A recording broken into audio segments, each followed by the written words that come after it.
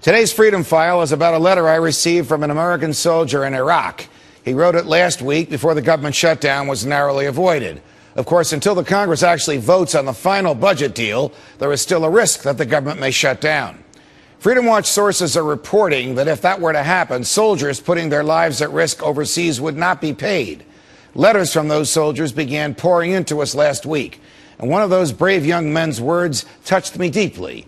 Because of his fear of reprisal from his superiors for expressing freedom of speech, we have at his request omitted his name. Here are his words.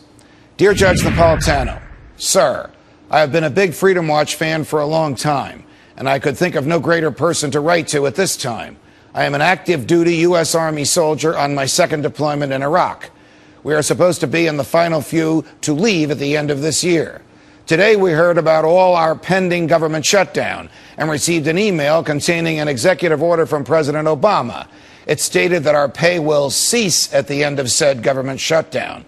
My pay stub is already reflecting that I will only be compensated for 1 week of work in a 2-week pay period. My question is this: does this constitute a breach of contract by the government? I volunteered on the condition that this was to be my bread and butter. Sir, I can tell you that yesterday I was awakened by hostile fire, and that we took hostile fire again before bedtime.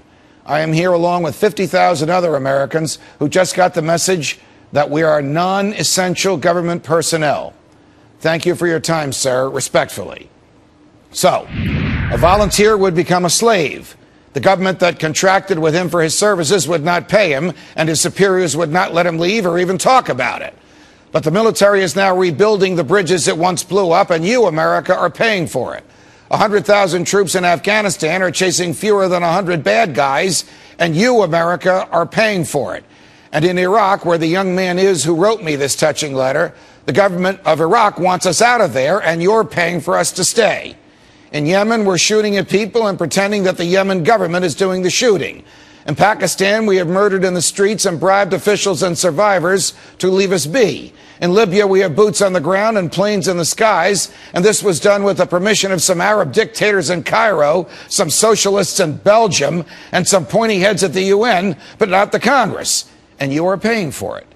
The president is using the troops as if they were his personal military. The Congress is looking the other way. The troops are doing as they were told, as if the childish partisan squabbling of Congress leads to a shutdown after all. You would not be paying for the troops. This is insane.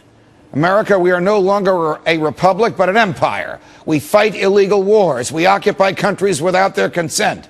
And now we don't even consider our troops to be essential government personnel. If the president doesn't bring them home as he promised, they may just come back here on their own. How can you blame just one side for the